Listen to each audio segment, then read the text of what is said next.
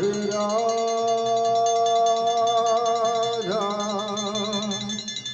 माधव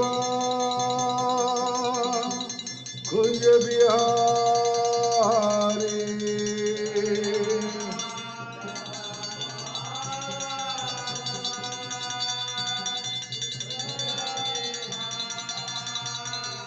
जय राधा माधव कुंज बिहारी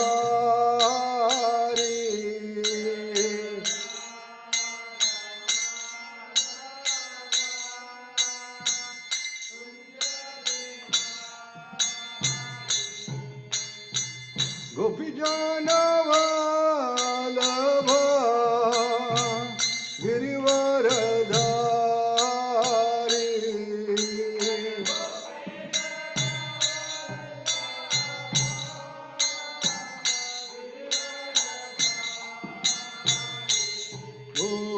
गोपीजन वल्लभ गिरिवरधारी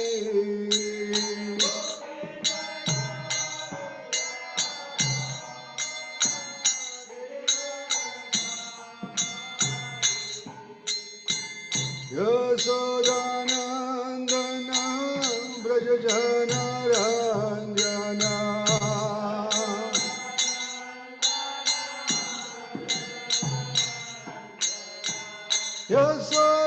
यशोदानंदन ब्रज जन रंजना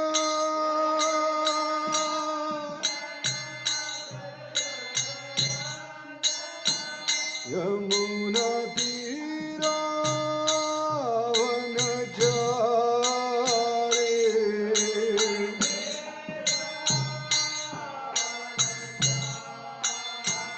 यमुना तीरा वनचारी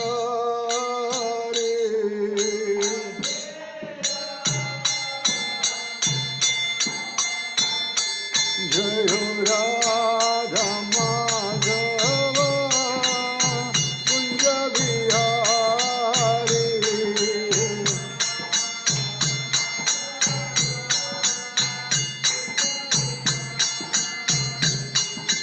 गोपीजन वल्लभ गिरिवरधारी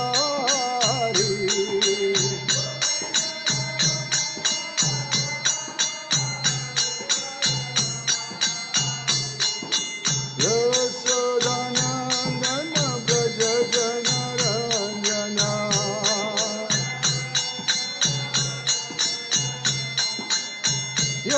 यशोदानंदन ब्रज जन रंजना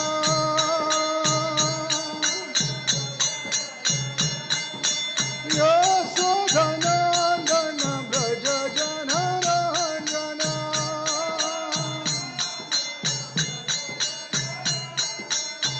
यमुना तीरा वनचारी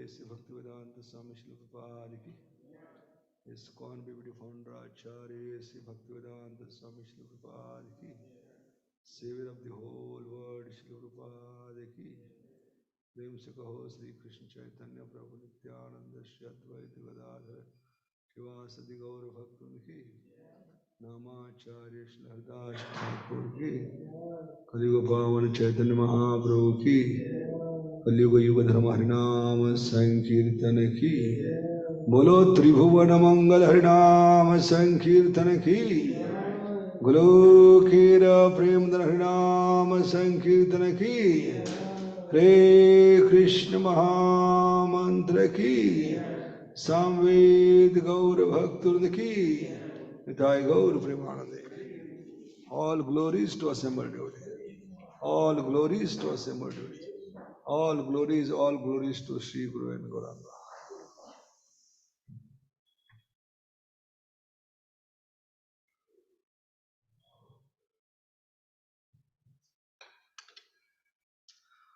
Om Namo Bhagavate Vasudevaya.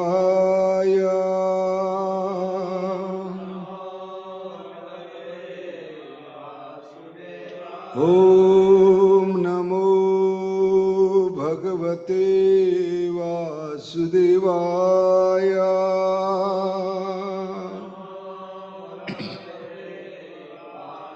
Om Namo Bhagavate Vasudevaya.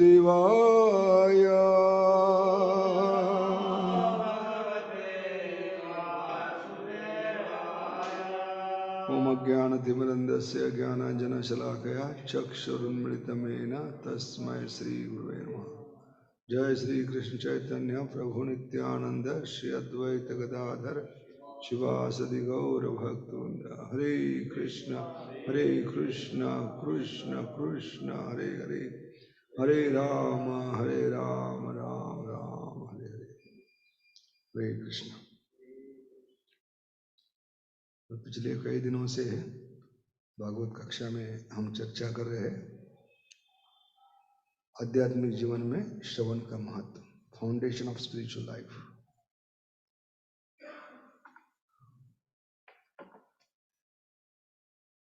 क्योंकि सृष्टि की निर्माण भी हुई श्रवण करके, तेने ब्रह्म हृदया आदि कवये। तो ब्रह्मा जी भगवान के नाभि से प्रकट हुए, लेकिन कमल पे प्रकट होने के बाद वो भ्रमित थे, कंफ्यूज थे। कंफ्यूज का मतलब उनके कॉन्फ्यूज थे, समझ में नहीं आ रहा था उनको क्या करना चाहिए, कॉन्फ्यूज। इसलिए आदमी जब कंफ्यूज होता है तो सीढ़ियां ऊपर नीचे करता है, समझना है। ऐसे ब्रह्मा जी इस दंडी में तीनों लोगों में 14 भुवन में ऊपर नीचे कर रहे थे। तो भगवान से वो प्रार्थना कर रहे थे, मुझे क्यों अपने बनाया, मेरा उद्देश्य क्या है, मेरी सेवा क्या है, मुझे समझ में नहीं आ रहा है। तब उनको आवाज सुनाई दी। क्या आवाज थी? क्योंकि नाभि से कमल ऊपर गया था और कमल में पहले से पानी था। और नाभि से कमल ऊपर जाने के बाद कमल से एक एक बूंद पानी में गिरने लगी, और पानी ऊपर से फिर से पानी में गिरता है तो पानी की आवाज आती है, टप टप टप। तो समझ गए भगवान मुझे क्या करे, बेटा तप करो। क्या करो? तप करो, तप करो, तप करो। तब ब्रह्मा जी तप करने के लिए बैठे। तब भगवान ने उनके हृदय में एक ज्ञान दिया। तो सृष्टि के निर्माता भी सृष्टि का निर्माण करने के लिए क्या सुने हैं? पहले ध्यान पूर्वक सुने, तब जाकर वो सृष्टि का निर्माण कर पाए। इसलिए सुनना बहुत ही आवश्यक है, क्योंकि श्रवण कीर्तन क्या है? हमारा हार्ट बीट है। ये हार्ट बीट अच्छा काम करेगा तो बाकी शरीर के अंगों को क्या मिलेगा? खून का सप्लाई। अगर खून का सप्लाई किसी अंग को नहीं होता निरंतर, तो क्या होती है? उस अंग में पैरालिसिस हो जाता है। ऐसे हम भक्ति में पैरालिसिस हो जाएंगे। हाँ, इसलिए भक्ति का ये जो सबसे महत्वपूर्ण अंग है, श्रवण और कीर्तन, इट्स लाइक स्पंदन, हार्ट बीट। वो अगर ठीक है तो बाकी 9 विधि में से बाकी 7 विधि क्या है? पहली 2 विधि क्या है? श्रवण कीर्तन। तो पहली 2 विधि पे बाकी सभी विधियां निर्भर है। उनमें गुणवत्ता, उनमें कॉन्शियसनेस ये बढ़ेगा जितना आपका हार्ट बीट अच्छा होगा। हरे कृष्णा कृष्ण कृष्ण हरे हरे, हरे राम राम राम हरे हरे। तो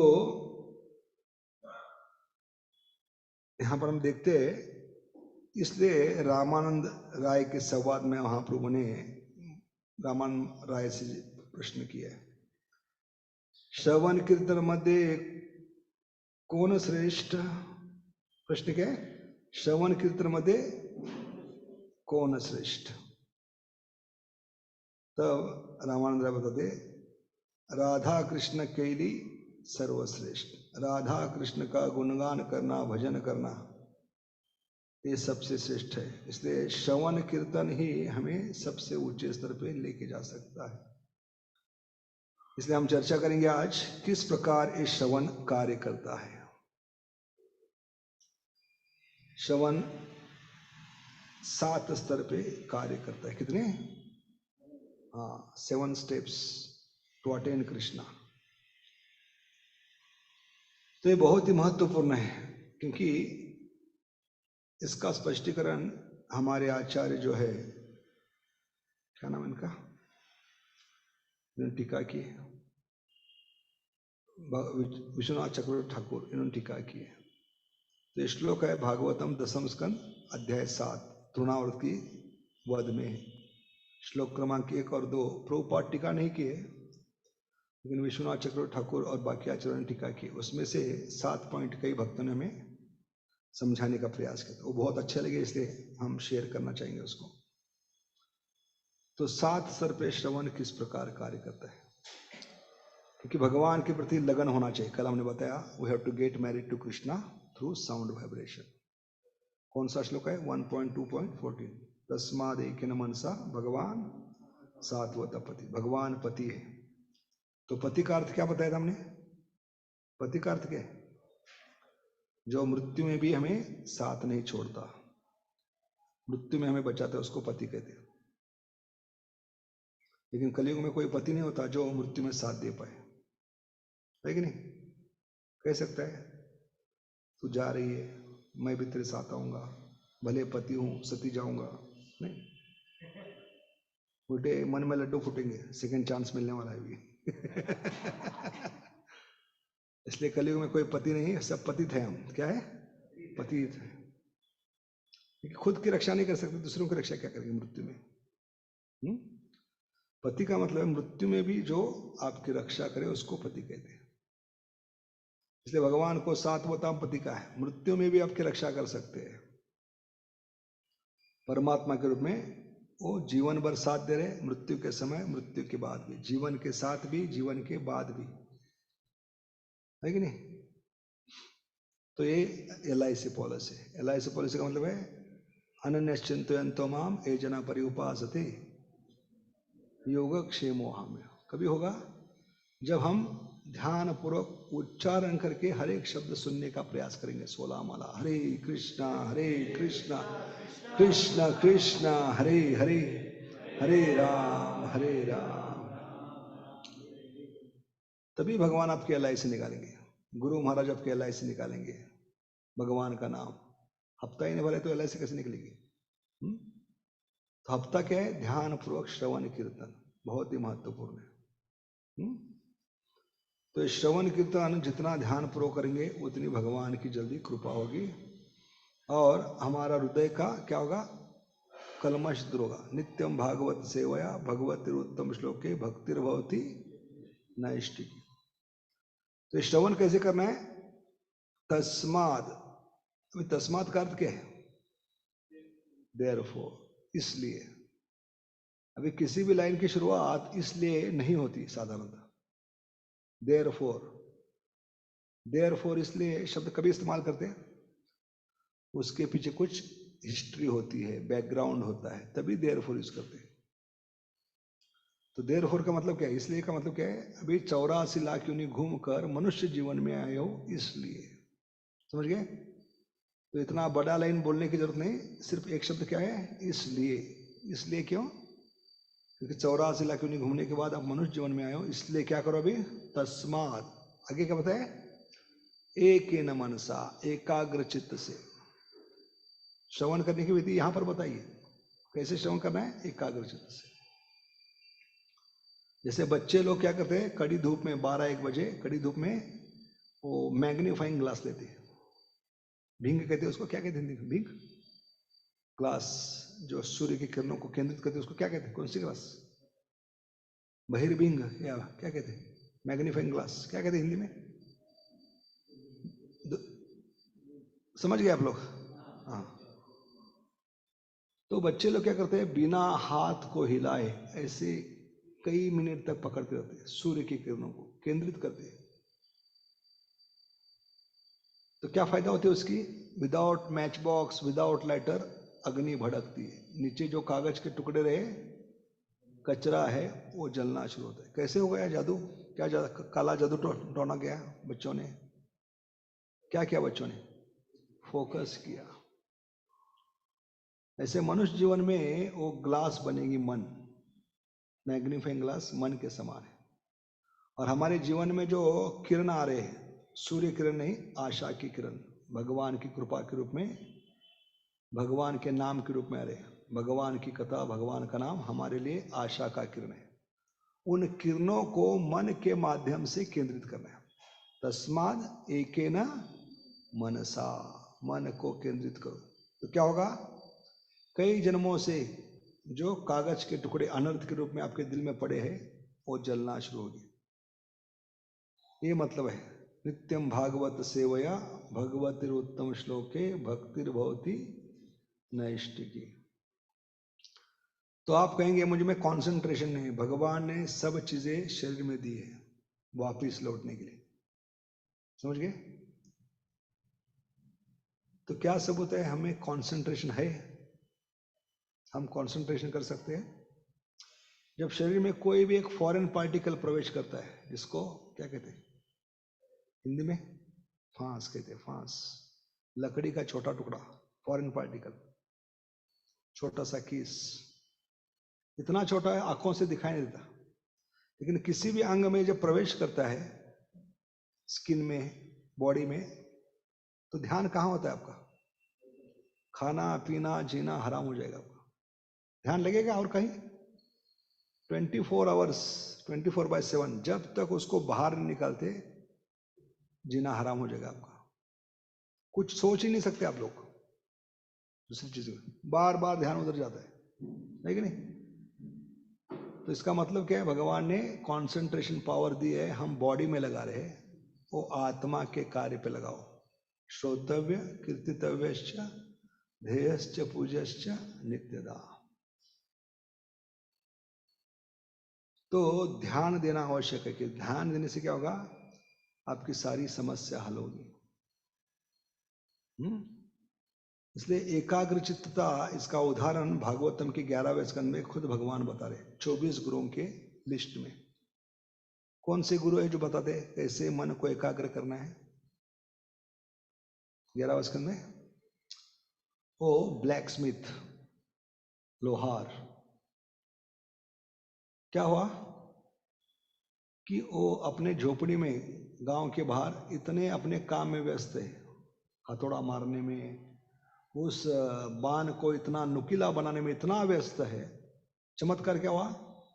उसके झोपड़ी के सामने से राजा की, क्या कहते उसको, टोली, राजा की, क्या कहते हैं, राजा की बारात समझिए प्रोसेशन निकल गया। तो राजा का मतलब अकेले नहीं जाता, हल्ला गुल्ला, ढोल नगारे ताशे बजते, पटाखे फूटते, जयघोष होता है, लेकिन शंख बजते हैं। तो उस लोहार को कैसे पता नहीं चला कभी राजा आया और कभी चला गया? क्यों नहीं पता चला? हाँ, ऐसे भागवत कथा में और जप में हमें उस लोहार से सीखना है, पूरा फोकस होना चाहिए। हमारा ध्यान कहाँ होता है? हॉर्न का आवाज, बाकी लोगों का बातचीत करने का आवाज, इस पे ध्यान होने के कारण हम कॉन्सेंट्रेट नहीं कर पाते। तो इसलिए 24 गुरु में से एक गुरु है जो वो ब्लैक स्मिथ है, लोहार है। वो बता रहे हैं नुकीली बाण में वो इतना व्यस्त था, इतना एकाग्र था, उसको पता भी नहीं चला कि राजा कभी आए और कभी चले गए। पुराण में एक दूसरी कहानी आती है कि एक व्यक्ति था जो राजा के पास जाकर शिकायत करने लगा कि प्रजा के लोग मुझ पे बहुत ताने मारते हैं, बहुत गालियां देते हैं, थूकते हैं मुझ पे, तो उस पर कुछ उपाय करो आप, क्योंकि मैं भी आपकी प्रजा हूं। तो राजा बहुत दयालु था, कृपालु था, उसने कहा ठीक है, मैं जरूर उस पर उपाय ढूंढ के निकलूंगा, लेकिन आप कल आ जाना दरबार में। तो जैसे आदमी चला गया तो राजा ने अपने खुफिया जासूस बुलाकर पता लगवाया, क्या सचमुच कह रहा है क्या ऐसे ही फेंक रहा है। तो पता चला कि सचमुच लोग उसको गालियां देते, बहुत बुरी बुरी बात करते। तो राजा ने जब पता चलवाया तो अगले दिन जब ये व्यक्ति दरबार में आया तो राजा ने कहा आज आपका प्रॉब्लम हमेशा के लिए मैं सॉल्व कर दूंगा, सिर्फ आपको दिन भर थोड़ी तपस्या करनी होगी। तपस्या क्या है? आपके सिर पर पूरा तेल से भरा हुआ मटका ऊपर तक, ब्रिम तक, पूरा ऊपर तक भरा हुआ मटका आपके सिर पर देकर आपको पूरी प्रजा में घुमाएंगे। लेकिन शर्त क्या है? एक भी बूंद तेल की नीचे गिरनी नहीं चाहिए, क्योंकि आप अकेले नहीं जाएंगे, आपके साथ 2 सिपाही साइड में होंगे, उनके हाथ में नंगी तलवार होगी। क्या होगी? नंगी धार तलवार होगी। एक भी बूंद गिरा गया नीचे तो आपका सर शरीर से अलग किया जाएगा और बारात निकल गई। पूरा दिन घूमकर प्रजा में ये जब शाम को जब आया दरबार में तो राजा ने पूछा आज किसने गाली दी, कोई प्रॉब्लम था? उसने कहा नो प्रॉब्लम, आज किसी ने भी गाली नहीं दी। तो राजा ने टेस्टिफाई किया, सिपाहियों को पूछा, तो सिपाही कहने लगे कल तो हमने अनाउंस किया था ये व्यक्ति अपने माथे पे घड़ा लेकर आने वाला है, राजा की अनुमति, गवर्नमेंट रिकॉग्नाइज, जितना गालियों का स्टॉक बाकी है सब खाली कर दो आज। तो लोग इतनी गाली दे रहे थे, लेकिन उसको कैसे सुनाई नहीं दिया? उसको सुनाई कैसे नहीं दिया? उसको फर्क क्यों नहीं पड़ा? क्योंकि उसका पूरा ध्यान किस पे था? हाँ, जीवन मृत्यु का प्रश्न था, इसलिए उसको बाकी कुछ सुनाई दे। ऐसे जीवन मृत्यु का प्रश्न समझकर हम कथा में बैठना है। हमारे ऊपर मृत्यु की तलवार लटक रही है, हमारा तक्षक कभी भी आ सकता है। कल तो बाल बाल बच गए, लेकिन आज नंबर लग सकता है। इस भावना से हमें कथा सुननी होगी, समझ गए? तब कथा के वचन कान में प्रवेश करेंगे। जितनी आसक्तियां लेकर बैठेंगे वो एयर प्लग के समान है। अहंकार या आसक्तियां एयर प्लग का काम करते हैं। अरे डालकर हम कथा में बैठे तो कैसे जाएंगे शब्द अंदर? इसलिए हमने धृतराष्ट्र का उदाहरण बताया। धृतराष्ट्र को कुरुक्षेत्र का युद्ध रोकने के लिए सबने प्रचार किया, लेकिन उसने रोका नहीं, उस पर असर नहीं हुआ। भगवान ने बताया, बाद में और किसने बताया? भीष्म पितामह, द्रोण, कर्ण, व्यासदेव, कुंती, गांधारी, युधिष्ठिर महाराज, सब ने प्रयास किया, लेकिन कुछ का असर नहीं हुआ। संजय ने बताया, क्योंकि वो आसक्ति का प्लग लगाकर बैठा था। लेकिन कुरुक्षेत्र का युद्ध होते खत्म होने के बाद वो सुनने के लिए तैयार हो गया। क्या कारण था इसका? हाँ, क्योंकि वो आसक्ति मर चुकी थी, दुर्योधन पार्टी खत्म हो चुकी, जिसके प्रति आसक्ति थी वो प्लग निकल गया था उसका, तब वो सुनने के लिए तैयार हुआ। समझ गए? इसलिए हम कहीं ना कहीं असत्संग कर रहे हैं, जिसके कारण हमारे कान में 16 शब्द प्रवेश नहीं कर रहे, साधु के वचन प्रवेश नहीं कर रहे। तो हमें वो ढूंढ के निकालना है, कहाँ गलत जगह पानी जा रहा है, कहाँ असत्संग हो रहा है। ये हमारा साधक का कर्तव्य है। तो इस प्रकार हम देखते हैं कि जितना हम ध्यान पूर्वक सुनेंगे जीवन मृत्यु का प्रश्न समझकर, जैसे एक सन्यासी 15-20 साल पहले नासिक यात्रा लेकर गए थे, सारे भक्तों को लेकर 200-300 लोग थे। तो पहली बार उन्होंने सीता मैया पर प्रवचन देने का प्रयास किया, इसलिए बहुत तैयारी करके आए थे। उनकी बहुत इच्छा थी सीता गुफा में सीता मैया पे प्रवचन दे, लेकिन पहुंचने में उनको देरी हो गई और शाम के 7-8 बज गए पहुंचते पहुंचते। फिर उन्होंने सोचा कि इतना मैंने तैयारी की है तो मुझे बोलना है आज। संध्या के समय सब लोग सीता गुफा में प्रवेश किए। प्रवेश करने के लिए बहुत छोटी जगह है, वो बहुत झुककर नम्र बनकर अंदर घुसना पड़ता है, लेकिन अंदर जाने के बाद ऐसा बड़ा प्लेटफॉर्म है जहां बैठकर लोगों को कथा सुनवा सकते। तो जय राधा माधव हो गया, लेकिन जब प्रवचन शुरू किया तो एक ही आवाज आ रही थी। कौन सी आवाज आ रही थी? क्या आवाज आ रही थी? मच्छर मारने की आवाज। कोई सुनने के मूड में नहीं था, हर कोई क्या मार रहा था? मच्छर मारता।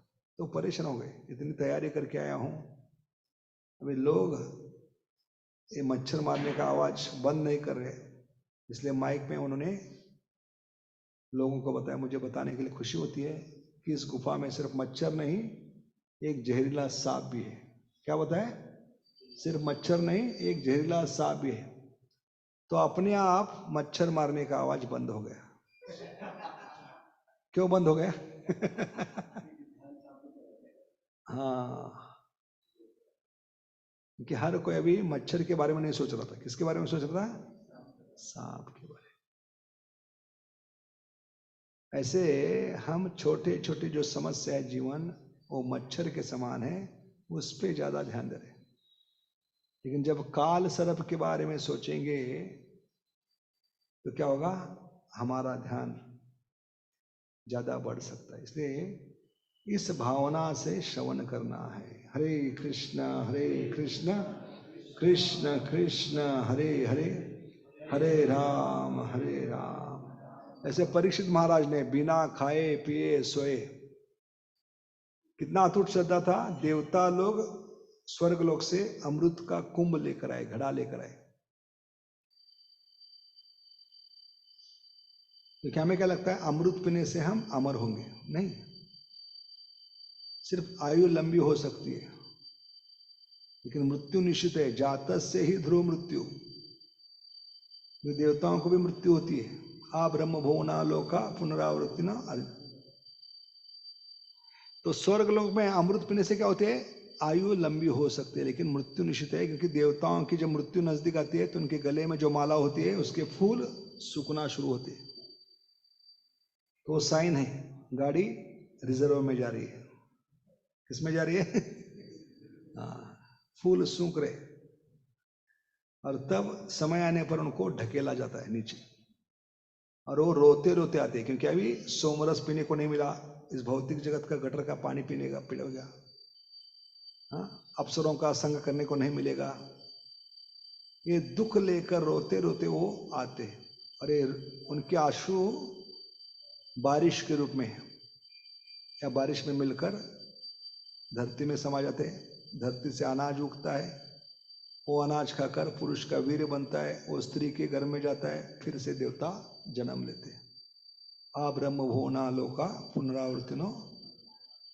तो इस प्रकार देवताओं का मृत्यु होता है, इसलिए देवताओं का विसर्जन होता है। गणपति विसर्जन, दुर्गा विसर्जन। कभी कृष्ण विसर्जन सुना है क्या? नहीं, क्योंकि वो मृत्यु से परे है। समझ गए? इसलिए एक ऐसे है, जैसे एक बेंगलोर में मैंने सुना था किसी वरिष्ठ भक्त से, बेंगलोर में एक हॉस्पिटल है, उसका रिकॉर्ड क्या है? उस हॉस्पिटल में आज तक कोई पेशेंट मरा नहीं। तो इसका ये मतलब नहीं कि वो बेंगलोर का हॉस्पिटल क्या है? स्वर्ग लोक है। क्या करते हैं वहां? टेक्निक क्या है? जैसे ही उनको ईसीजी पे पता चलता है इसका अंतिम समय आ गया, उसको डिस्चार्ज कर देते, और अपना रिकॉर्ड बनाए रखे उन्होंने। वैसे स्वर्ग लोग है। तो मृत्यु तो निश्चित आएगी, लेकिन अमृत पीने से हम अमर नहीं होते, इसलिए परीक्षित महाराज ने उनको भगा दिया है, चलो भागो यहां से। इस अमृत से मैं क्या पसंद करूंगा, सुखदेव महाराज के मुख से जो अमृत निकलना है वो मुझे बचा सकता। इस भावना से अमृत को त्याग कर, स्वर्गलोक से लाए हुए अमृत को त्याग कर, कौन से अमृत का पान किया है, सुखदेव महाराज के मुख से निकलने वाला अमृत। तव कथामृतम तप्त जीवनम। तो एक कान में प्रवेश होना चाहिए, प्रविष्ट कर नरेंद्रेण, प्रोसेस शुरू होनी चाहिए। क्योंकि भक्ति क्या है, विधि है। विधि क्या है, कान से भगवान का नाम, भगवान की कथा अंदर प्रवेश करना चाहिए, तभी भगवान का नाम काम कर सकता है। इसलिए आचार्य तुलना करते हैं, कान बनेंगे कदम के वृक्ष। क्या बनेंगे, कदम के वृक्ष। किस लीला में भगवान कदम के वृक्ष पर चढ़ गए, कालिया, है कि नहीं। कदम के वृक्ष पर चढ़ने के बाद भगवान ने प्रश्न किया, तेरा क्या होगा कालिया, है कि नहीं। तो इस कहानी में हम कनेक्शन ढूंढने का प्रयास करेंगे। कालिया क्या है, हमारा मन है कि नहीं। मन से हमें किसी को डसते हैं तो वो पानी भी नहीं मांगता, इसलिए सांप से ज्यादा जहरीला हमारा मन, हमारी जीवा, है कि नहीं। कौन ज्यादा जहरीला है, महाभारत क्या कहते हैं, चाणक्य क्या कहते हैं, सांप से ज्यादा जहरीला मनुष्य है, क्योंकि उसकी जीवा और मन इस प्रकार डस देंगे कि आप पानी भी नहीं मांग पाएंगे। इतने भयंकर होते शब्द, तीखे शब्द। तो सांप अगर काटेगा तो आदमी क्या करेगा, उस पे दवाई करेगा, क्या कहते हैं उसको, मंत्र को उच्चारण करके उसको विष को निकालने का प्रयास करेगा, आदमी बच सकता है। लेकिन अगर कलयुग के पागल आदमी ने पागलपन में सांप को काटा, कई वीडियो है, देख सकते हैं आप नशे में सांप ने जब आकर डस दिया तो उस बेवड़ी ने क्या किया, सांप को उल्टा चबा दिया। ऐसे कई पागल लोग हैं जो सांप को भी काटते हैं। तो ऐसे सांप को काटने के बाद आदमी सांप काटने के बाद बच सकता है, लेकिन सांप, हाँ, आदमी ने सांप को काटा तो सांप बच नहीं सकता। क्यों, कि सांप को तो डॉक्टर का एड्रेस मालूम है, किस डॉक्टर के पास जाएगा, बिना इलाज के मर जाएगा वो। दूसरा फर्क है, सांप के सिर्फ फन में विष होता है, लेकिन मनुष्य के नस नस में, खून खून में विष फैल चुका है। इसलिए ज्यादा जहरीला कौन है, सिर्फ फन में विष धारण करने वाला, या नस नस में, खून खून में, जीवा में विष धारण करने वाला मनुष्य। इसलिए हमें समझना चाहिए कि भगवान क्या बता रहे कि मनुष्य ज्यादा जहरीला है। तो ऐसे मन में जहर है, हमारे जीवा पे जहर है, और मन की तुलना किससे की है, कालिया से। तो भगवान इस कालिया दमन में बहुत बढ़िया चीज बता रहे हैं। श्रवण से क्या होगा, तो हमारा जो अंतःकरण है, दिल है, वो यमुना के पात्र है। किसके समान है, Yamuna is compare to our heart. क्योंकि यमुना के पात्र में भगवान की लीला होनी चाहिए। यमुना जी आई राधा रानी के कहने पर, राधा रानी ने क्या कहा, हम आपके साथ भौतिक जगत में आए, लेकिन हमारे साथ दो चीज आनी चाहिए, यमुना जी और गोवर्धन पर्वत, तभी हम लीला में आपको आनंद दे सकते। इसलिए भगवान ये दो चीज लेकर आए। तो यमुना का उद्देश्य क्या था, भगवान को आनंद देना। यमुना में भगवान की लीला होनी चाहिए, लेकिन ऐसे यमुना में कौन घुस गया, कालिया। ऐसे हमारा दिल, उस पे भगवान विराजमान होना चाहिए। ये हमारा दिल है, हृदय अंतःकरण है, भगवान का राज सिंहासन होना चाहिए। यहाँ भगवान राधा कृष्ण की लीला होनी चाहिए। लेकिन अभी क्या हुआ है, मन रूपी कालिया घुस गए, और जैसे कालिया ने पूरे यमुना के पात्र को जहरीला बना दिया। कितना जहरीला बना दिया, जब एक पंछी भी उसके ऊपर से उड़ के जाने का प्रयास करता था तो वो मर कर गिर जाता था। किस कारण? वेफर्स, खाने के वेफर्स नहीं, जो यमुना से विष इतना जहरीला था, उससे जो वेपर्स, क्या कहते हैं उसको, भाप ऊपर उठ रही थी, उसको स्पर्श करने से पंछी आकाश में जो उड़ रहे थे नीचे गिर जाते थे। इतनी भयंकर, आसपास के सारे पौधे पेड़ सारे जलकर खाक हो गए। सिर्फ एक वृक्ष बचा था। क्यों बचा था? क्योंकि गरुड़ जी ने उसमें अमृत का कुंभ छुपा के रखा था। क्योंकि उनको मालूम था मेरे स्वामी आगे जाकर अपनी इस कृष्ण लीला में कालिया का दमन करने वाले हैं, इसलिए वहां कुंभ रखा था। इसलिए वो एकमात्र पेड़ जीवित था। तो मन क्या है? हमारा कालिया के समान है। हमारा हृदय अंतकरण किसके समान है? यमुना का पात्र। तो भगवान ने अभी निश्चय किया आज कालिया का उद्धार करके रखूंगा। लेकिन उद्धार करने के लिए भगवान अभी किस पे चढ़ गए? पहले कदम वृक्ष। ऐसे आचार्य कहते हैं जो 16 शब्द हम उच्चारण कर रहे हैं, भगवान हमारे जीवा पे प्रकट हो रहे। जो भगवान जीवा पे प्रकट हो रहे, उस भगवान को नाम के रूप में कान में चढ़ाइए, कान में प्रवेश करने का अवसर दीजिए। प्रविष्ट कर्ण रंध्रेन, जब उच्चारण किया हुआ हर एक शब्द सुनने का प्रयास करते, कलयुग में कान बनेंगे कदम के वृक्ष। क्या बनेंगे? कदम के वृक्ष, जिस पर चढ़कर भगवान ने पहले कमर का पट्टा कस दिया, बाद में ताल ठोक दी और कहा तेरा क्या होगा कालिया। तब भगवान ने जंप मारी। ऐसे भगवान नाम के रूप में कान से हृदय में अंतकरण में जंप मारेंगे। किसके समान होगा? यमुना के पात्र में। तब जाकर सिर्फ समय की बात है, भगवान हमारे मन रूपी कालिया का दमन जरूर करेंगे। हरे कृष्ण कृष्ण कृष्ण हरे हरे, हरे राम राम राम। तो ये कनेक्शन है। जैसे हमने बताया, हर लीला का कनेक्शन ढूंढना चाहिए। कालिया दमन में क्या कनेक्शन है? हमारे कान बनेंगे कदम के वृक्ष। भगवान ध्वनि के रूप में जब कान में प्रवेश करेंगे तभी प्रोसेस शुरू होगी, तब तक प्रोसेस नहीं शुरू होगी। तो हमें साधक के नाते ये देखना है कि कैसे हम एन केन प्रकारे न स्पष्ट उच्चारण करके हर एक शब्द सुनने का प्रयास करें। तो ये साधक का सबसे बड़ा क्या है? कर्तव्य। प्रभुपाद लिखते हैं उत्तम साधक क्या करते हैं? हमेशा सुनने का प्रयास करते हैं और अपने कानों को कदम वृक्ष बनाता है, जिसपे भगवान चढ़कर आपके हृदय में छलांग मारेंगे ध्वनि के रूप में। हरे कृष्ण कृष्ण कृष्ण हरे हरे, हरे राम राम।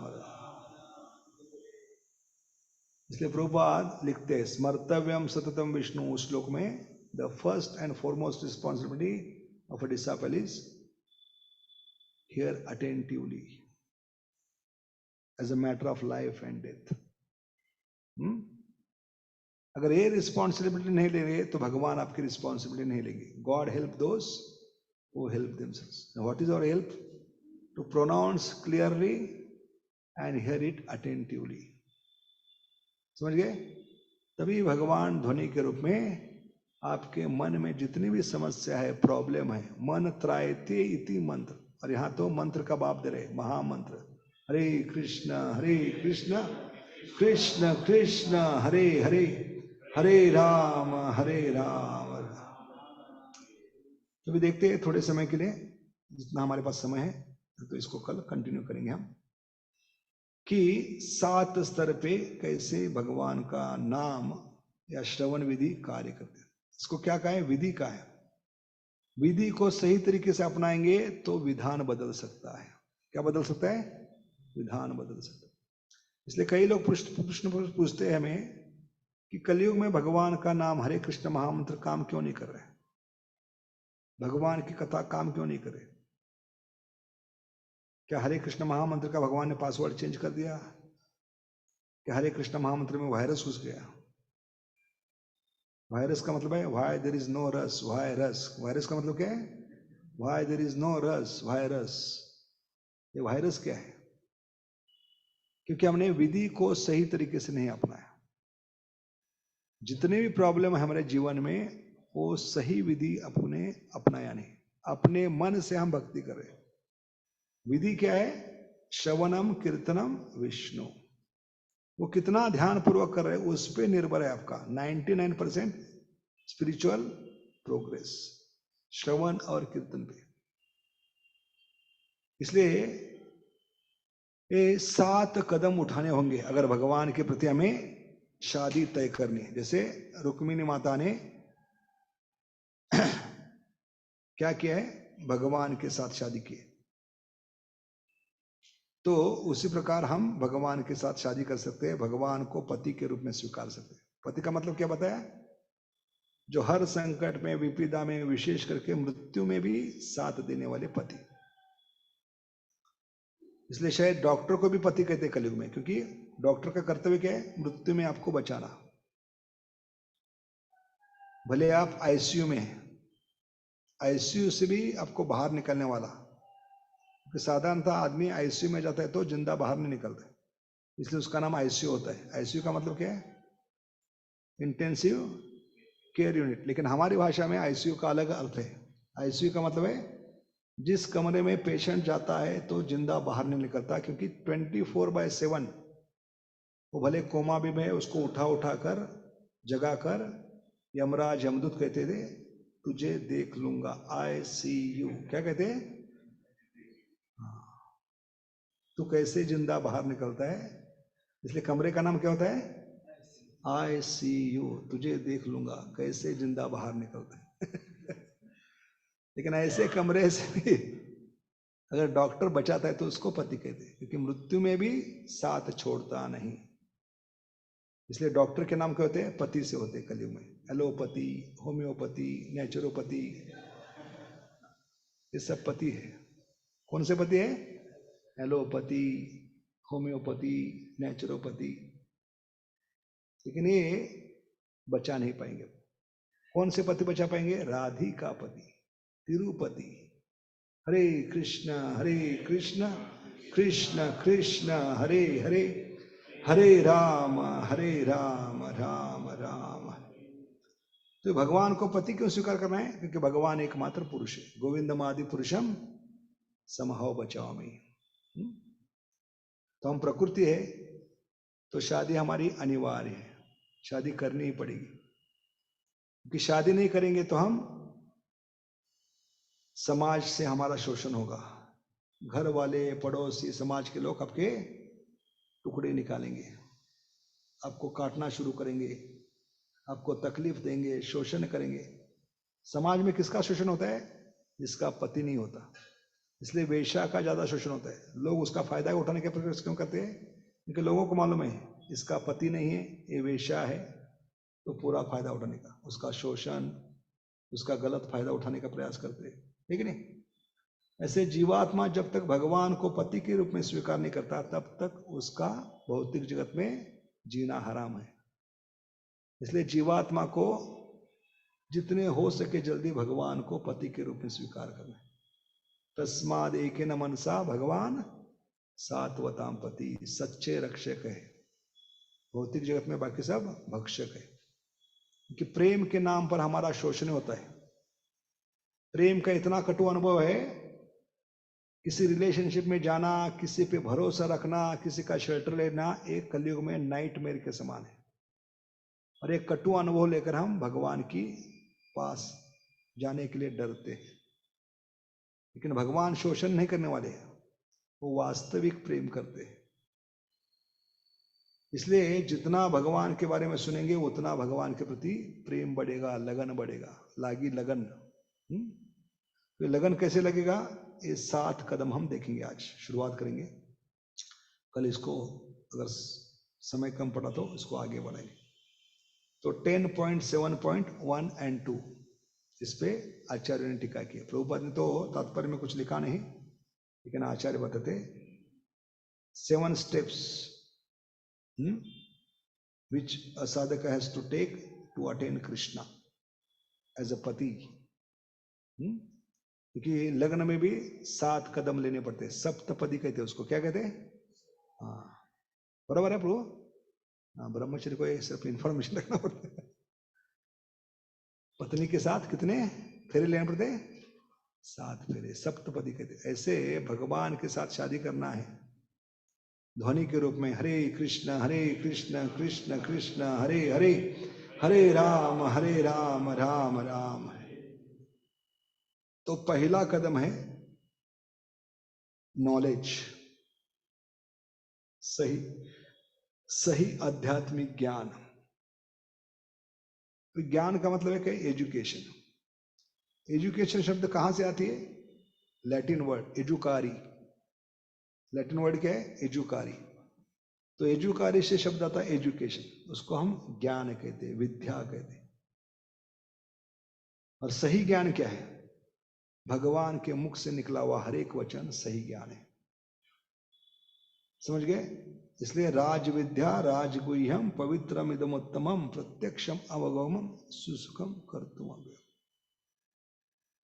ये सही ज्ञान जब तक हम प्राप्त नहीं करेंगे तब तक पहला कदम भगवान की ओर उठा नहीं पाएंगे। क्योंकि भौतिक जगत में जितना भी ज्ञान है एक ज्ञान नहीं अज्ञान है। इसलिए प्रभुपाद कहते हैं ये विद्यालय नहीं अविद्यालय, स्लॉटर हाउस है।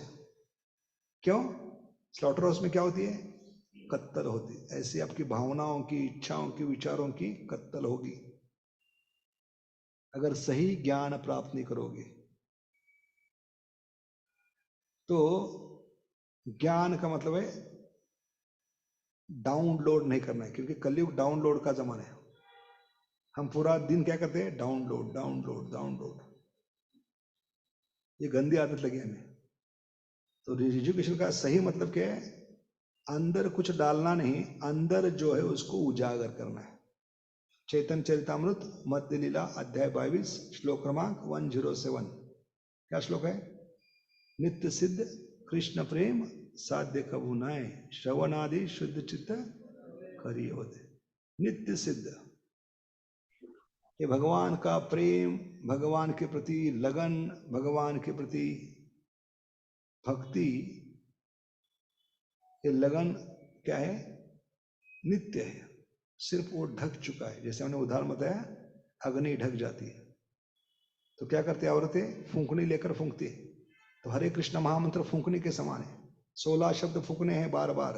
हरे कृष्ण कृष्ण कृष्ण हरे हरे, हरे राम राम राम। या जैसे कस्तूरी नाभि में होती है, लेकिन हिरण अज्ञान के वश, मूर्खता के वश वो बाहर ढूंढती, और नाभि की सुगंध आगे आगे बह रही हवा के कारण, इसलिए वो आगे आगे भागती होती है। और हरा भरा जंगल छोड़कर रेगिस्तान में आते हैं, और रेगिस्तान में बिना पानी के तड़प तड़प कर मर जाते। ऐसे हम मूर्ख हिरण है, पिता का घर छोड़कर इस भौतिक जगत के रेगिस्तान में आए। तो प्रेम बाहर ढूंढने की जरूरत नहीं, प्रेम अंदर होता है, उसको उजागर करना पड़ता है। इसको आत्म साक्षात्कार कहते हैं। क्या कहते हैं? आत्म। और इंग्लिश में क्या कहते हैं? Real eyes. क्या कहते हैं? रियल आइज का मतलब क्या है? सच्ची आंखें मिलेंगी आपको भगवान का। रियल आइज, रियल का मतलब है सच्ची, आइज का मतलब है आंखें। समझ गए? तो हमें अंदर देखना है, बाहर नहीं। भक्ति इज नॉट एक्सटर्नल, इंटरनल। क्योंकि हम दुश्मन बाहर ढूंढ रहे हैं, लेकिन दुश्मन अंदर बैठे हैं। ये ज्ञान प्राप्त करना है, करोड़ों जन्मों के बाद पता चलता है। हम परिवार के लोगों को दुश्मन समझते हैं, समाज के लोगों को दुश्मन, है कि नहीं, रिश्तेदारों को दुश्मन। लेकिन सबसे बड़े दुश्मन अंदर बैठे हैं, जिनको देख भी नहीं सकते। काम क्रोध लोभ मद मोह मत्सर्य। इसलिए ये ज्ञान बहुत आवश्यक है, आध्यात्मिक ज्ञान। कि मैं शरीर नहीं आत्मा हूं। मेरा सबसे बड़ा प्रॉब्लम क्या है? मेरा मन भी नहीं है, मेरा अहंकार। कि आध्यात्मिक भौतिक जगत में क्या हो रहा है? 2 चीजें क्लैश कर रही है, दो चीजों का टकराव हो रहा है। भगवान की असीम कृपा, हाँ भगवान की क्या है? असीम कृपा। भगवान की अहेतु की कृपा। और हमारा प्रॉब्लम क्या है? हमारी अकारण अनिच्छा, our causeless unwillingness and Krishna's causeless mercy. That is a clash in this material world. समझ गए? भगवान की कृपा क्या है? कॉजलेस है, लेकिन हमारा प्रॉब्लम क्या है? our causeless unwillingness. That is the problem. और ये सही ज्ञान प्राप्त करने से ये जो टकराव हो रहा है वो टकराव बंद हो सकता है। रूपाद कहते हैं एक साक्षात्कार काफी है भगवत धाम जाने के लिए। मैं तुच्छ हूं, भगवान महान है। एक साक्षात्कार काफी है भगवत धाम। इसलिए हमें भी 25 साल लगे, 20-25 साल लगे। हम क्या समझते हैं? मन ही हमारा दुश्मन है। लेकिन जैसे जैसे भक्ति में आगे बढ़ते हैं तो ज्ञान खुलते जाता है। क्या पता चलता है? मन तो एक क्या है? एक निमित्त है। मन को यूज करने वाला दूसरा आदमी है। इसलिए आचार्य बताते हैं, Bhakti Vinod Thakur, the main function of the mind is to protect our false ego. बहुत धक्का लगा सुना तो कि इसके पहले हम क्या सोचते हैं? मन ही हमारे दुखों का कारण है। मन एक निमित्त है। क्या बताया line? The main function of the mind is to protect our false ego. तो बॉस कौन है? False ego, big boss. समझ गए? ऐसे हिंदी पिक्चर में, इंग्लिश पिक्चर में एकदम सस्पेंस होता है। सस्पेंस कब तक नहीं खुलता? पिक्चर के 5 मिनट बाकी है, तब विलन सामने आता है। ऐसे सबसे बड़ा विलन है हमारा अहंकार और causeless unwillingness. That is the main problem. और वो अहंकार मन को क्या कर रहा है? आगे रख रहा है। जैसे बॉडीगार्ड को आगे रखते कि नहीं, प्रोटेक्ट करने के लिए, ऐसे मन को आगे रखकर सब काम करवा रहा है। तो हमें पिक्चर में कौन दिखाई पड़ता है? सिर्फ मन दिखाई पड़ता है, बिग बॉस दिखाई नहीं पड़ता। That's why this statement comes. The main function of the mind is to protect our false ego. जैसे फॉल सीलिंग होती है, इसके कारण क्या दिखाई नहीं पड़ती है? रियल चीज दिखाई नहीं पड़ती। ऐसे रियल चीज है हमारा अहंकार। अभी अहंकार शब्द कहां से आई? जो नहीं है वो खुद को समझना, दैट विच इज नॉट। हम क्या है एनालॉजी में? मोटर और ड्राइवर, कार और ड्राइवर की एनालॉजी में हम क्या है? ड्राइवर है कि कार है? ड्राइवर है। लेकिन सही ज्ञान न होने के कारण, आध्यात्मिक ज्ञान न होने के कारण, हम ड्राइवर होने के बावजूद भी खुद को कार समझ रहे। क्या समझ रहे? कार। ड्राइवर खुद को जब कार समझता है तो शब्द क्या आती है? I am car. क्या कह रहे ड्राइवर? जबकि वो ड्राइवर है, लेकिन खुद को क्या कर रहा है? I am. तो आई एम कार से शब्द क्या आता है? अहम कार। आई एम कार का मतलब क्या है? अहम कार। सिंपल है एकदम स्पिरिचुअल लाइफ। तो आध्यात्मिक ज्ञान आपको बता सकता है कि आप वास्तव में भगवान के नित्य दास हो, भगवान के सेवक हो, उनकी सेवा करनी चाहिए। अज्ञान में हम आज तक क्या कर रहे थे? दूसरों से सेवा ले रहे थे। जितने भी 33 कोटि देवता है उनको बाप का नौकर बनाया था। जन्म देही, गाड़ी देही, बंगला देही, नौकरी देही, छोकरी देही। जैसे होटल में जाकर किसको पुकारते हैं? वेटर आ जाओ। जब तक होटल में बैठा हूं तुम मेरे बाप के नौकर हो, जो भी मांगूंगा सप्लाई करना पड़ेगा, नहीं तो तुम्हारी नौकरी धोखे में है कि नहीं? इनडायरेक्ट बोल रहे हैं हम और ऑर्डर कर रहे हैं, और बेचारा ला के दे रहे क्योंकि उसको नौकरी संभाले। ऐसे देवी देवताओं को हम नौकर बना रहे हैं, उनसे सेवा ले रहे हैं। लेकिन जब आध्यात्मिक ज्ञान मिलता है तो पता चलता है कि हमें सेवा करनी चाहिए। इसलिए प्रभुपाद कहते हैं जब इस्कॉन में आओगे तो राधा कृष्ण इनको सेवा में मत लगाओ, इनकी सेवा करो, क्योंकि भगवान कृष्ण को वेटर मत बनाओ। क्यों कहते प्रभुपाद भगवान को वेटर मत बनाओ? भगवान को वेटर की भावना से मत पुकारो, क्योंकि भगवान कृष्ण वेटर नहीं। हाँ, आपके बाप के नौकर नहीं है, वो आपके बाप है, उनकी सेवा करो। ये ज्ञान जब मिलता है तो पहला कदम है। समझ गए? हमारी सही औकात क्या है ये ज्ञान बताता है। सही ज्ञान, राज विद्या राजगुह्यम पवित्रमिदमुत्तमम प्रत्यक्षम अवगमम सुसुखम कर्तुम अव्ययम। तब हमारी भगवत धाम की ओर जर्नी शुरू होती है ज्ञान से। इसलिए ज्ञान प्राप्त करना चाहिए। और भक्ति के ज्ञान और विज्ञान का संगम। गीता में क्या बताया? सिर्फ ज्ञान नहीं बताया, विज्ञान भी बताया कैसे अप्लाई करना है। इसलिए गीता क्या है? लाजवाब है। हर सवाल का जवाब देने वाली लाजवाब गीता। ऐसा कोई सवाल नहीं गीता में जिसका जवाब नहीं है। इसलिए सारे जगत के लोग इसको क्यों पढ़ते हैं? क्योंकि इससे बढ़िया ज्ञान और कोई नहीं। और इसकी विशेषता क्या है? ये ज्ञान कभी बदलता नहीं। कोई भगवान ने कहा सॉरी, एक श्लोक गलत लिखा था, माफ करना, मुझे थोड़ी चेंज करना है, एडिशन करना है, डिलीशन करना है। नहीं, भौतिक जगत की किताबें हर 6 महीने बदलती है। बच्चे परेशान, टीचर परेशान, माता पिता परेशान। लेकिन गीता कभी बदली है? भागवतम कभी बदला है? श्लोक एक भी नहीं। This is the perfection of knowledge.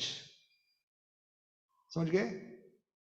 ज्ञान का मतलब है जो भगवान की ओर ले जाता है, भगवान से प्रेम करना सिखाता है, भगवान की सेवा में लगाता है, उसको ज्ञान कहे। तो बाकी सब अज्ञान है। इसलिए ये नॉलेज बहुत आवश्यक है। तभी हमारी बुद्धि जागृत होंगी।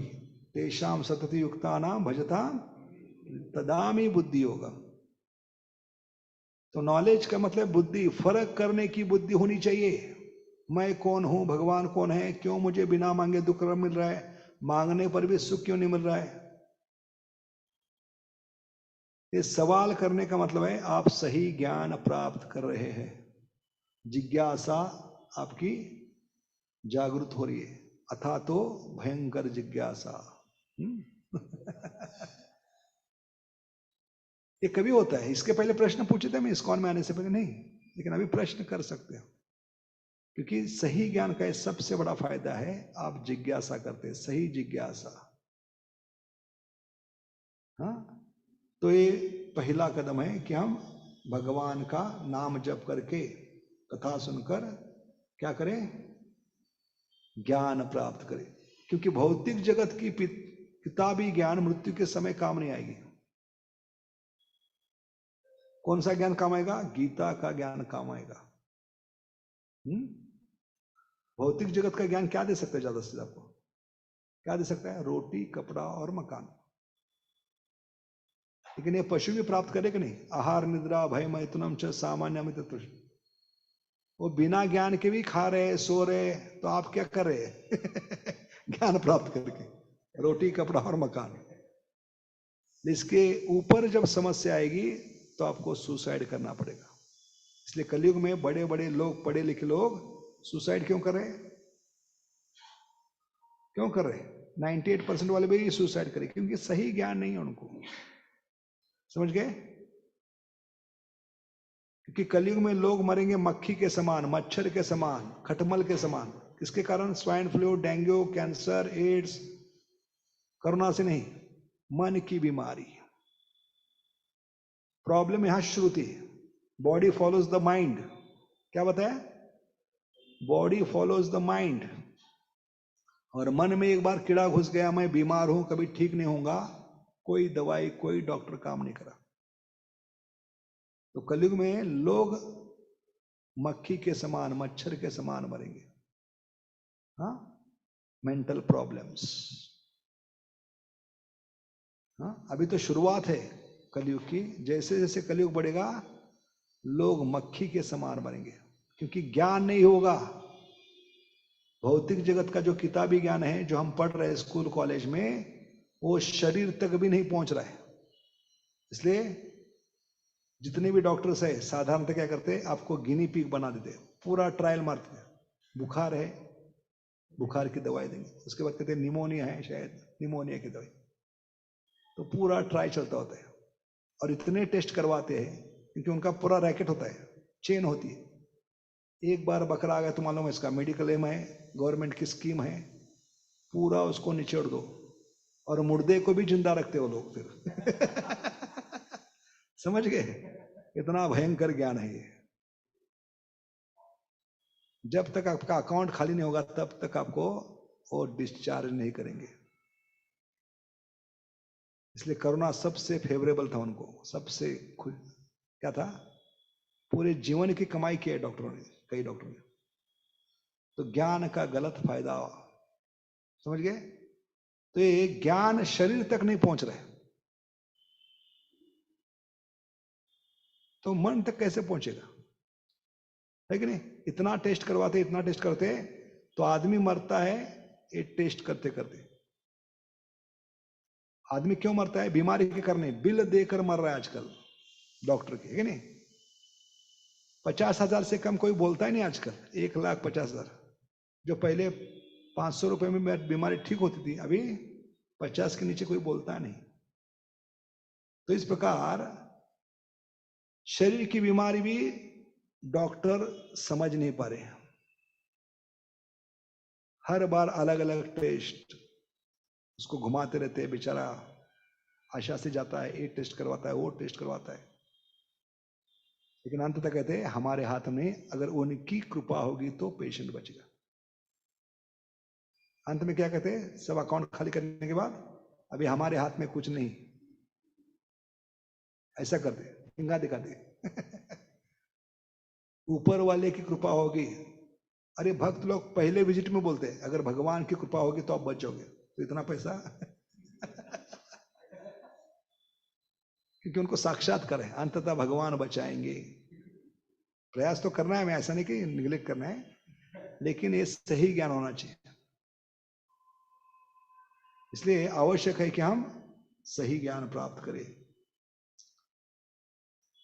कि मन की जब बीमारी हो गई तो जिस मन को देखा ही नहीं उसको डॉक्टर के पास कैसे लेके जाएंगे? डॉक्टर पहले पूछते हैं पेशेंट को क्या खाया है, क्या प्रॉब्लम है, किसको पूछेंगे आप? मन की बीमारी हो गई तो डॉक्टर पहले नाड़ी पकड़ते हैं, अभी मन की नाड़ी कैसे पकड़ेंगे? लेकिन भगवान नाड़ी पकड़ सकते हैं मन की, क्योंकि भगवान ने इस मन को तैयार किया है और इसमें क्या समस्या है, प्रॉब्लम है, भगवान ने गीता में सही ज्ञान दिया है। मन की समस्या क्या है? चंचलम ही मन कृष्ण प्रमाथि बलवदृढ़ तस्याहम निग्रह मन्ये वायोरिव सुषि। तो समस्या बताई अर्जुन ने, लेकिन जवाब भगवान ने दिया है अगले श्लोक में 6.35। This is perfection. भगवान ने अर्जुन को राह देखने के लिए मजबूर नहीं किया, बेटा अंत में बताऊंगा 18 अध्याय के बाद, नहीं, तुरंत अगले श्लोक में बताए। This is perfection of knowledge. आजकल का ज्ञान क्या बढ़ रहा है? असंतुष्टि बढ़ा रहा है। कितने न्यू जनरेशन असंतुष्ट है कि भौतिक जगत का ज्ञान सिर्फ आपकी क्या बढ़ा है? असंतुष्टि बढ़ा है। एक चीजें आपके पास नहीं, एक चीज प्राप्त करोगे तो आप संतुष्ट होगे। 1 लाख का पैकेज है लेकिन रात की नींद हराम हो गई, तो ऐसे ज्ञान का क्या फायदा जो आपको रात को सो नहीं पा रहे, 2 रोटी आराम से खा नहीं पा रहे हो, है कि नहीं? इसलिए ज्ञान का मतलब है संतुष्टि होनी चाहिए। आनंदम बुद्धिवर्धनम प्रतिपदम पूर्ण। ज्ञान का सबसे बड़ा फायदा क्या है? आनंद की वृद्धि होनी चाहिए। कलयुग में दुख बढ़ता जा रहा है, असंतुष्टि बढ़ती जा रही है कि नहीं? कितने असंतुष्ट लोग, क्योंकि किताबी ज्ञान आपके साथ नष्ट हुए। अभी 14-16 साल के बच्चे इतने कंपटीशन में उतरे, हर कोई कोटा में बैठा है कोटा पूरा करने के लिए अपना, और 98% वाले भी सुसाइड कर रहे। इसका कारण क्या है? क्या ज्ञान है क्या अज्ञान है?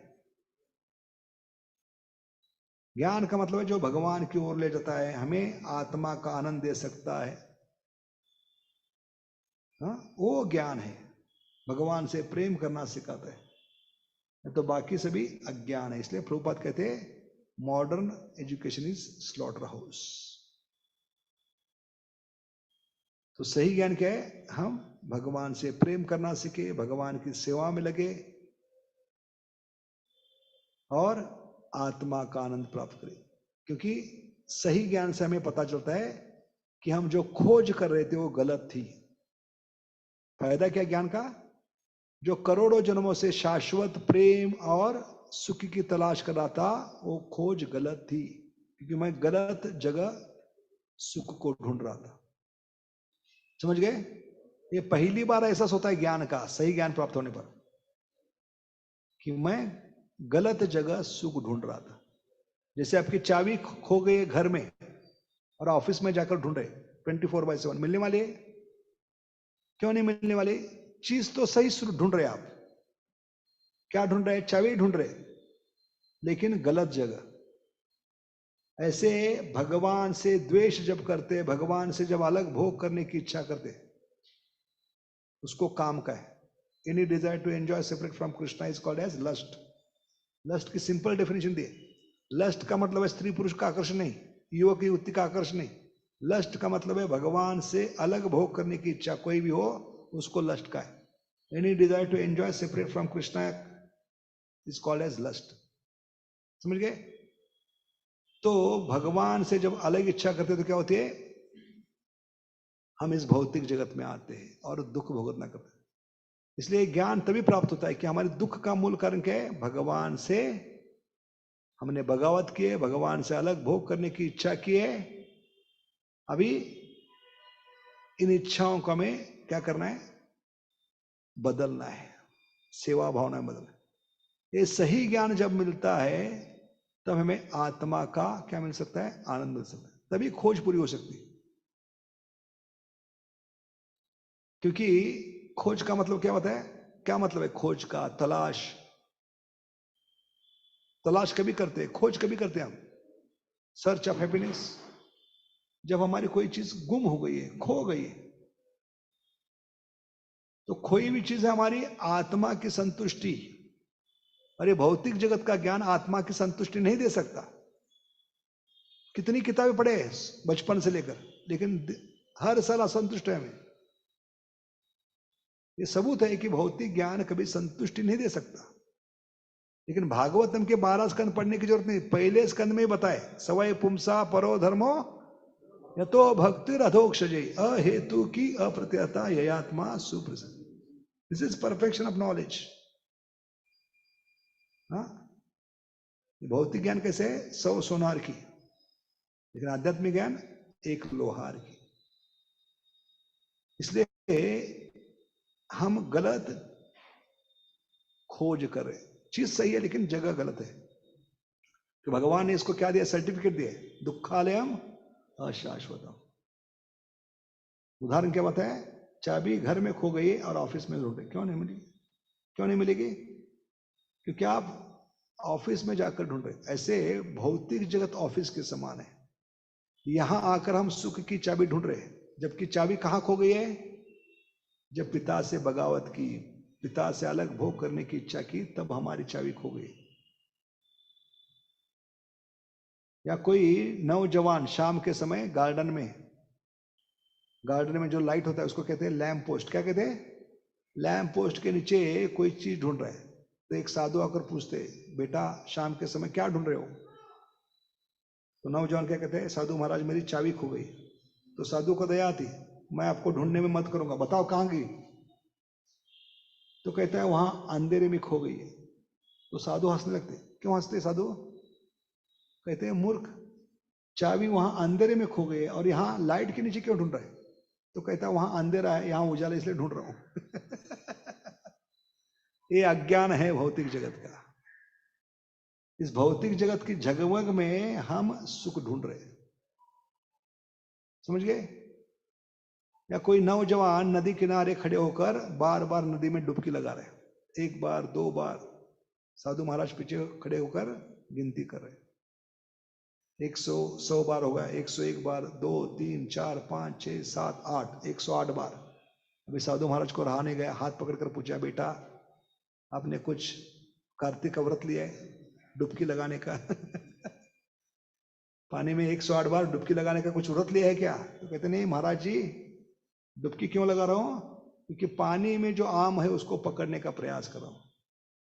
क्या कर रहा हूं? पानी में जो आम है, तो साधु महाराज क्या कहते हैं, मूर्ख, वो आम पानी में नहीं है, नदी किनारे जो आम का पेड़ है उस पेड़ पे वो आम है, पेड़ पे चढ़ो। अरे गीता बतलाती, ऊर्ध्वमूलम अधः शाखम। समझ गए? तो ये बहुत ही महत्वपूर्ण ज्ञान है। इसकी जब तक शुरुआत नहीं होगी तब तक हमारी आध्यात्मिक शुरुआत नहीं होगी। इसलिए इसको बहुत ही गहराई से समझना है, मनन चिंतन करना है, जीवन में उतारना है, और हो सके उतने लोगों को बताना है। तब पहला कदम हम उठा पाएंगे। प्यार में पहला कदम ओरे सनम, वो क्या है? सही ज्ञान प्राप्त करना, किसकी सेवा करनी। आज तक का अनुभव क्या है? 84 लाख में किसकी किसकी सेवा नहीं की, लेकिन ना वो सुखी है ना हम सुखी है। इसलिए बुद्धिमत्ता क्या है? जड़ में पानी डाले। Bhagavatam 4th canto 31st chapter श्लोक नंबर 14 क्या है? यथा तरोर मूल निषेचने न तृप्यंति स्कंद भुजोपशाखा। ये सही ज्ञान है। जड़ में पानी डाले। जड़ में पानी डालने से क्या होगा? पत्ता, फूल, डाली, फल, डालियां सब संतुष्ट। इसलिए हम कल चर्चा करेंगे इस श्लोक को लेकर, क्योंकि बहुत ही महत्वपूर्ण है। क्योंकि जब तक रूट में पानी नहीं डालेंगे तब तक भगवान रूट जाएंगे। जड़ को क्या कहते हैं? रूट। और पानी कहां डालना है? रूट। तो भगवान क्यों रूटे हैं? क्योंकि हम रूट में पानी नहीं डाल रहे। श्रवण कीर्तन इज सिंचन। तो इसको लेकर हम कल चर्चा करेंगे और आगे बढ़ेंगे। और बाकी 6 कदम क्या है जिसके कारण हम भगवान तक पहुंच सकते हैं, भगवान के चरणों का आश्रय ले सकते हैं। शेल्टर इतनी जल्दी भगवान नहीं देंगे, आश्रय इतनी जल्दी नहीं देंगे, क्योंकि एक बार भगवान आश्रय देते तो पूरे उसकी जिम्मेदारी लेते, कभी भी त्याग नहीं देते उसको। इसलिए शेल्टर देने से पहले भगवान सोचते हैं अपने आप को देने से पहले। तो भगवान को प्राप्त करना है तो ये पहला कदम था नॉलेज, सही ज्ञान। राज विद्या राजगुह्यम पवित्रमिदम उत्तमम। बाहर से अंदर नहीं डाला है, अंदर जो है भगवान के प्रति प्रेम श्रद्धा उसको उजागर करना है। श्रवण आदि शुद्ध चित्ते करिए उदय। हरे कृष्ण कृष्ण कृष्ण हरे हरे, हरे राम हरे राम। बहुत बहुत धन्यवाद। हरे कृष्ण। तो इसका अगला भाग कल हम जो आखिरी श्रीमद् भागवत में इस विजिट का उसमें हम करेंगे। ठीक है? बहुत बहुत धन्यवाद। वंचा कल्पतरुभ्यस्य कृपा सिंधुभ्येव च पतितानां पावनेभ्यो वैष्णवेभ्यो नमः। श्रील प्रभुपाद की, सामवेद गौर भक्तुन की, हिताय गौर प्रेमानंदे। हरे Krishna.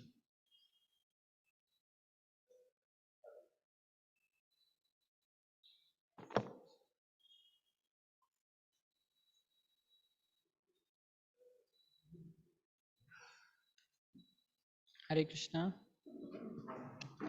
We will once thank Prabhuji from bottom of our heart for telling about this importance of Shravanam, so many angles, so many perspectives. So let us chant one time Hare Krishna Maha Mantra, thanking Hare Krishna, Hare Krishna, Krishna Krishna, Hare Hare, Hare Ram, Ram Ram, Hare Hare.